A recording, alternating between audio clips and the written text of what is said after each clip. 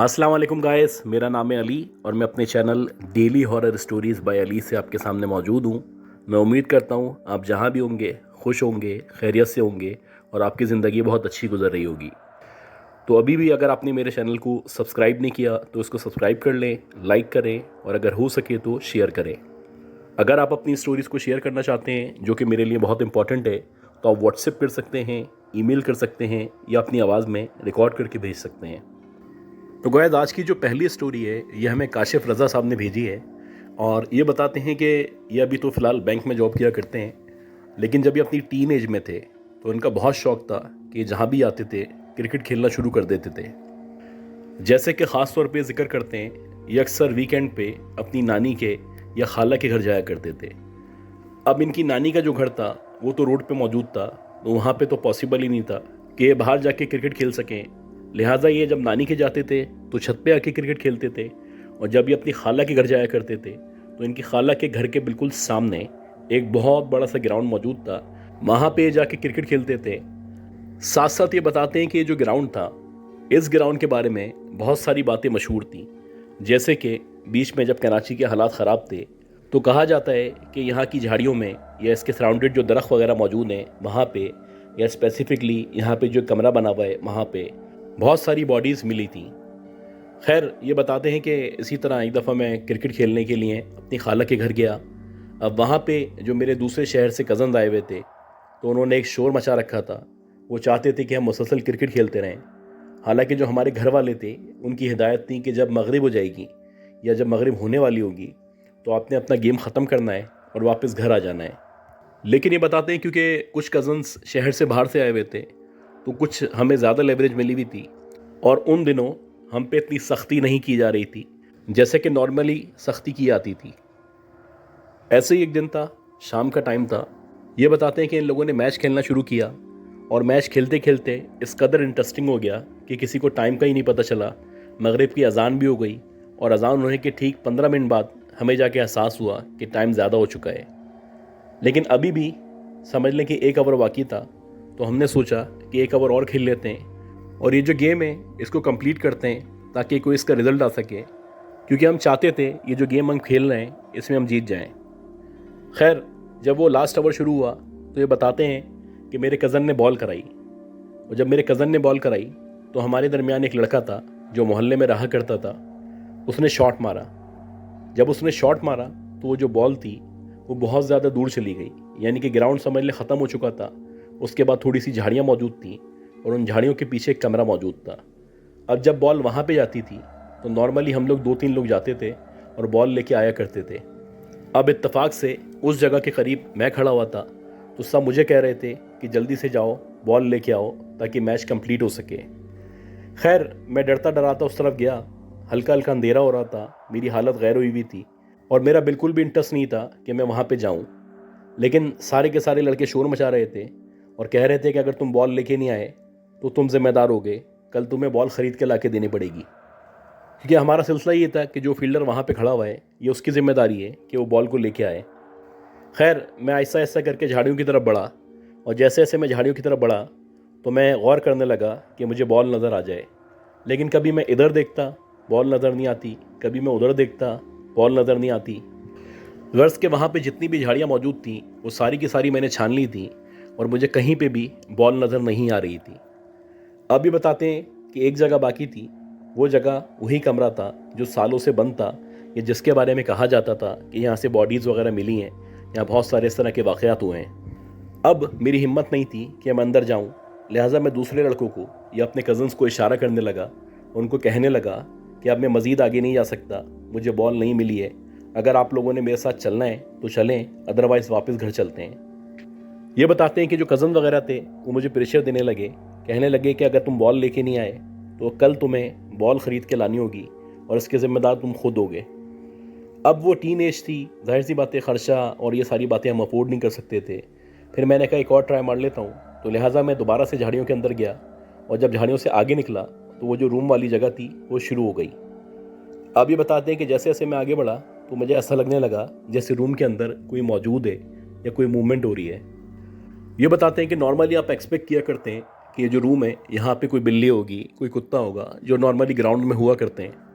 लेकिन बहरहाल ये जो मूवमेंट थी, ये बाकायदा ऐसा लग रहा था कि कोई अंदर मौजूद है, और ना सिर्फ मौजूद है बल्कि एक जगह से दूसरी जगह चल के जा रहा है। ये बताते हैं कि आहिस्ता आहिस्ता करके, हिम्मत पैदा करके मैंने उस रूम की तरफ देखना शुरू किया।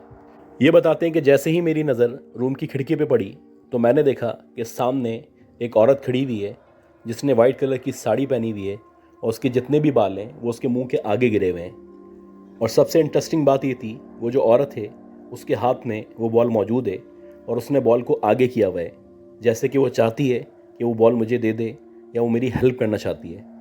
ये बताते हैं कि मैं शशोपंज में मुब्तला था कि मैं आगे जाऊं या ना जाऊं, क्योंकि मुझे एक तरह से डर भी लग रहा था।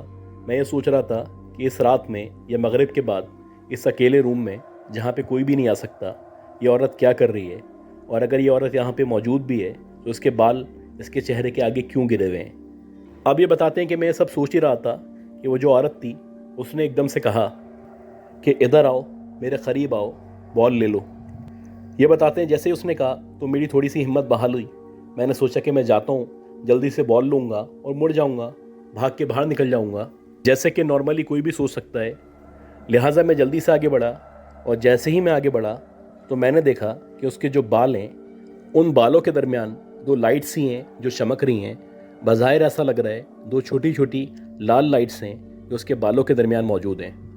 खैर, जब मैंने गौर किया तो मैंने देखा कि ये कोई लाइट्स नहीं है, ये इसकी आंखें हैं जो अंगारों की तरह चमक रही हैं या दहक रही हैं। ये बताते हैं कि जैसे ही मैंने ये मंदिर देखा मैं फ़ौरन से मुड़ा, बॉल वॉल सब मैं भूल गया, जैसे तैसे करके झाड़ियों से बाहर निकला और भागना शुरू कर दिया। ये बताते हैं मैं जितना तेज़ भाग सकता था मैं अपने दोस्तों, अपने कज़न्स की तरफ भाग रहा था, और मुझे ऐसा लग रहा था पीछे से हंसने की आवाज़ आ रही है या कोई ज़ोर ज़ोर से कह के लगा रहा है। ये बताते हैं जैसे तैसे करके मैं अपने कज़न्स के करीब पहुंचा, और जब मैं उनके करीब पहुंचा तो मैं जाते ही बेहोश हो गया। अब जब मैं बेहोश हो गया तो मेरे जो कज़न वगैरह थे वो सारे के सारे परेशान हो गए। अल्टीमेटली उन्होंने घर वालों को इन्फॉर्म किया। जो बड़े थे वो भागते हुए ग्राउंड में आए, और उन लोगों ने आके मेरे ऊपर पानी वगैरह छिड़का, मुझ पर दम दुरूद किया, तब जाके मैं होश में आया। ये बताते हैं कि वो मुझे घर लेके गए, और मेरे घर पहुंचने के बाद तकरीबन मैं 7 से 8 दिन तक बीमार रहा। मेरी शदीद हालत ख़राब रही। मुख्तलिफ़ डॉक्टरों को मुझे दिखाया गया, और उसके साथ साथ हमारी गली के जो इमाम साहब थे उनसे भी रब्ता किया गया। उन्होंने भी आके मुझ पर दम दुरूद किया। ये जो इमाम साहब थे इनका यही कहना था कि अल्लाह का शुक्र है कि तुम वहाँ से वापस आ गए। अगर तुम उस औरत की या उस चुड़ैल की बात मान लेते तो हो सकता है वो तुम्हें अपने साथ ले आती या तुम्हें कोई नुकसान पहुँचाती, क्योंकि उस दिन तुम्हारा जिससे सामना हुआ था वो कोई नॉर्मल औरत नहीं थी, वो बाकायदा एक चुड़ैल थी, ये इस तरह की मखलूक थी। ये बताते हैं कि उसके बाद से मैंने, मेरे कज़न्स ने, सारे के सारे घर वालों ने तौबा कर ली थी कि मगरिब के बाद ख़ास तौर पे इस ग्राउंड में और इस ग्राउंड के आखिरी वाले हिस्से में जहाँ पे वो कमरा या झाड़ियाँ मौजूद हैं, कभी भी नहीं जाना है। गाइस, आज की जो दूसरी स्टोरी है ये मिस दुर्रा शहवान ने हमें भेजी है, और ये बताती हैं कि इनका जो ताल्लुक़ है वो नॉर्थ कराची से। ये बताती हैं कि पिछले तकरीबन 12 से 13 साल से अंडा मोड़ एक मशहूर जगह है नॉर्थ कराची में, ये वहाँ पे रहती आई हैं, और इस दौरानिए में इन्होंने बहुत सारे वाक़यात हैं जो सुन रखे हैं, या बहुत सारी चीज़ें हैं जो विटनेस की हैं, क्योंकि इनके मुताबिक ये जो अंडा मोड़ का इलाका है या इससे सराउंडेड जितना भी एरिया है वहाँ पे बहुत सारी इस तरह की मखलूक़ात या जन्नात पाए जाते हैं। ये बताती हैं कि रात के तकरीबन 1 या 1:30 बजे का टाइम था, और मेरे पेपर्स चल रहे थे, और मेरी आदत है कि जब मेरे पेपर्स चल रहे होते हैं तो मैं लेट नाइट तक पढ़ती हूँ, और ना सिर्फ पढ़ती हूँ बल्कि मुझे खाने के लिए या मंचिंग के लिए कुछ ना कुछ चाहिए होता है। मेरा जो भाई था वो क्रिकेट खेलने गया हुआ था, मैं उसका वेट कर रही थी कि जब वो वापस आएगा, या जैसे ही वापस आएगा मैं उसको बोल दूँगी तो वो जाके मेरे लिए कोई ना कोई चीज़ लेके आ जाएगा, और मैं उसको खा लूँगी और अपनी पढ़ाई भी साथ साथ जारी रखूँगी। ये बताती हैं कि मैं वेट करती रही, और वेट करते करते तकरीबन रात के 2:30 या 3 बज गए। अब ठीक 2:30 बजे मुझे अपने भाई के आने की आवाज़ आई। मुझे ऐसा लगा जैसे वो गेट के बाहर आया है, उसने बाइक रोकी है। ये बताती है जैसे ही मुझे ऐसा लगा फ़ौरन से मैं बाहर गई तो मैंने देखा कि मेरा भाई सामने मौजूद था, वो बाइक पे बैठा हुआ था, और मैंने उसको अंदर आने से पहले ही कह दिया कि मेरे लिए जाओ और जाके कुछ खाने के लिए लेके आ जाओ। अब जाहिर सी बात है वो थका हुआ आ रहा था, पहले वो मना करने लगा, लेकिन जब मैंने इंसिस्ट किया तो वो मान गया। उसने कहा ठीक है, मैं जाता हूँ और तुम्हारे लिए कुछ ना कुछ लेके आता हूँ। ये बताती है कि अंडा मोड़ से जब आप सीधा जाते हैं तो लेफ़्ट साइड पे एक कब्रिस्तान आता है। अब इनका जो भाई था वो खाने पीने की चीज़ें लेने के लिए यूपी की तरफ जा रहा था। तो ये बताती हैं जैसे ही वो कब्रिस्तान आने वाला था तो इनके भाई ने देखा कि उस कब्रिस्तान के सामने, यानी वो जो कब्रिस्तान वाली गली जा रही है उसके सामने बाकायदा एक लड़का खड़ा हुआ है जो कि बहुत गोरा सा है। नॉर्मली कोई इतना गोरा नहीं हुआ करता, और वो जो लड़का है वो तकरीबन 6 या 6.5 फीट का है। ये बताती हैं जब पहले पहर उसने उस लड़के को देखा तो उसके जहन में कोई ऐसी बात नहीं आई। वो समझा हो सकता है कोई यहाँ पे खड़ा हुआ हो, वेट कर रहा हो, क्योंकि नॉर्मली लोग उधर खड़े होते हैं चिंची का या इस तरह के रक्षों का वेट कर रहे होते हैं। खैर जैसे ही इनका भाई उसके करीब पहुंचा तो वो जो लड़का था जो बहुत टॉल था, बहुत ज़्यादा गोरा था, उसने इनके भाई को देख के मुस्कुराना शुरू कर दिया। अब जैसे ही उस लड़के ने इसको देख के मुस्कुराना शुरू किया तो ये थोड़ा सा परेशान हुआ कि ये कौन लड़का है, मैं तो उसको नहीं जानता, ये मुझे देख के मुस्कुरा क्यों रहा है। खैर इनके भाई बताते हैं जैसे ही वो और मज़ीद करीब गए तो वो जो लड़का था उसने अजीब बिहेव करना शुरू कर दिया, एकदम से अपने हाथ ऊपर की तरफ किए और गोल गोल घूमने लगा। अब ये देख के इनके भाई को लगा कि मे बी शायद इसकी कोई मेंटल कंडीशन सही नहीं है या इसके साथ कोई प्रॉब्लम है। लिहाजा इनके भाई ने इग्नोर किया और वो सीधा बढ़ता हुआ यूपी की तरफ चला गया। अब आप वहाँ से जब यूपी जाते हैं तो ज़्यादा लंबा रास्ता नहीं है, मुश्किल से 5-7 मिनट की ड्राइव है।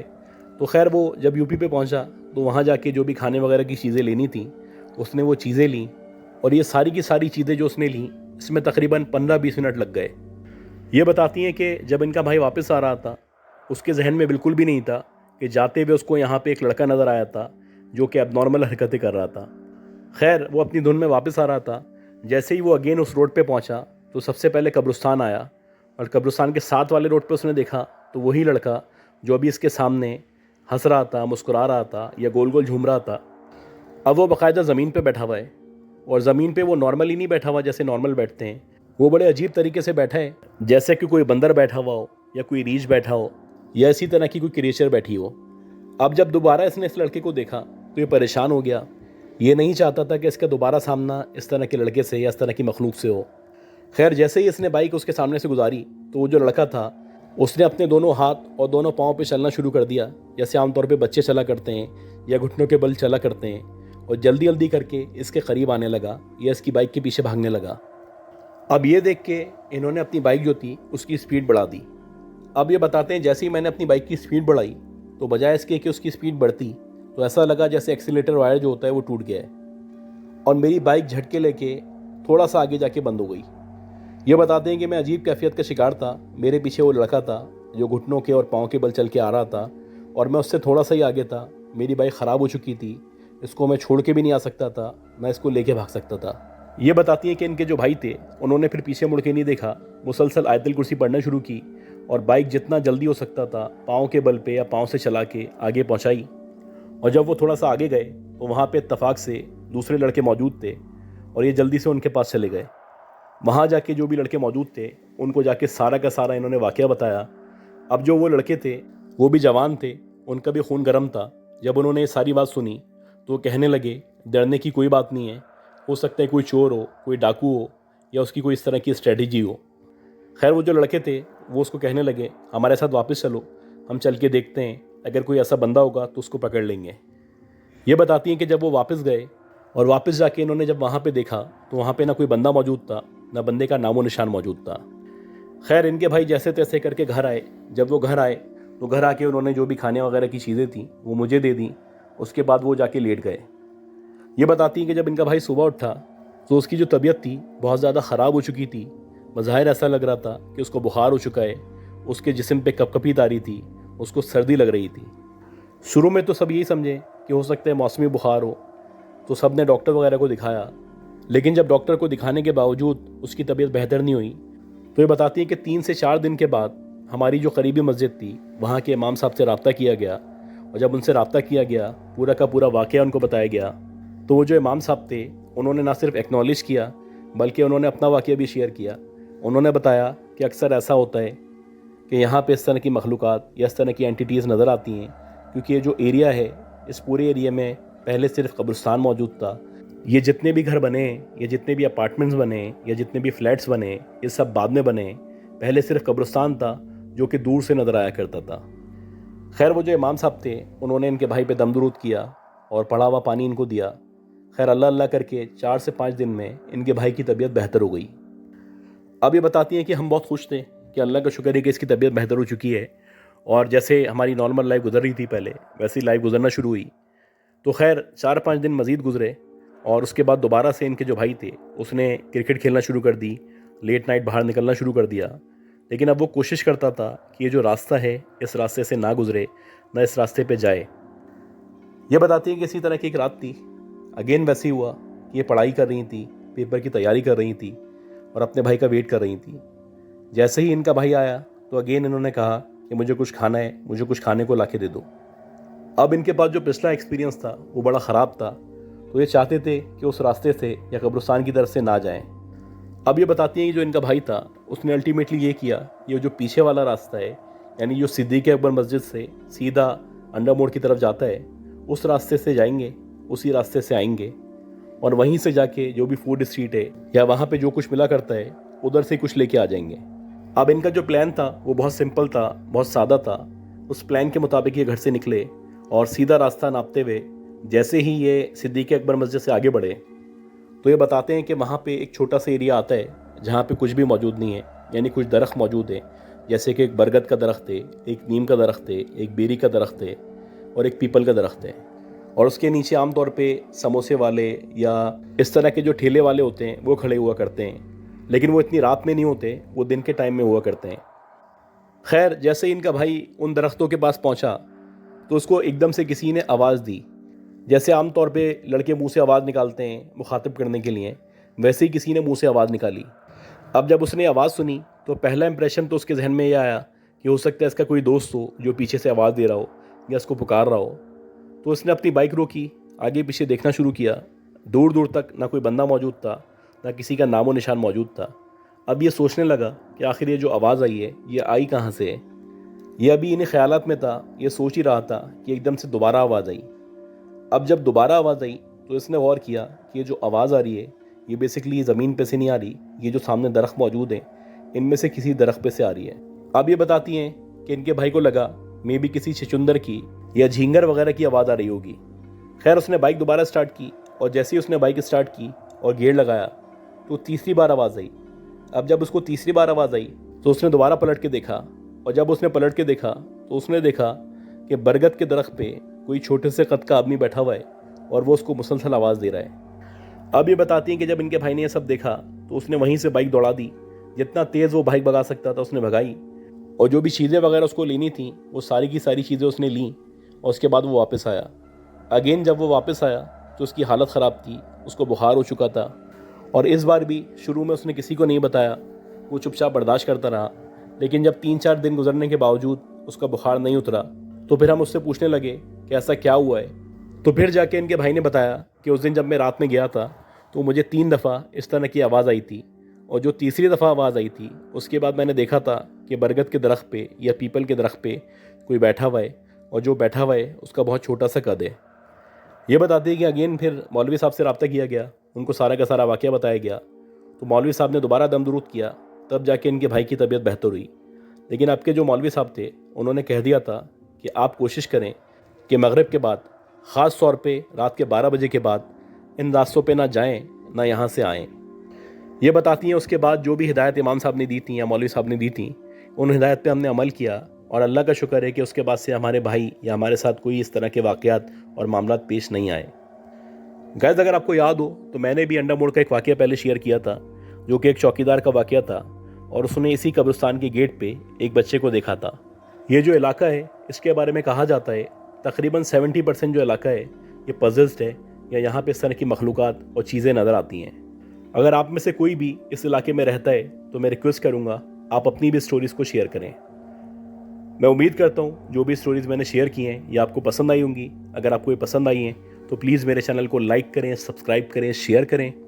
दुआ करें कि अल्लाह हम सबको सेहत दे, ज़िंदगी दे, सलामती हो। अपना ख्याल रखिएगा। अल्लाह हाफ़िज़।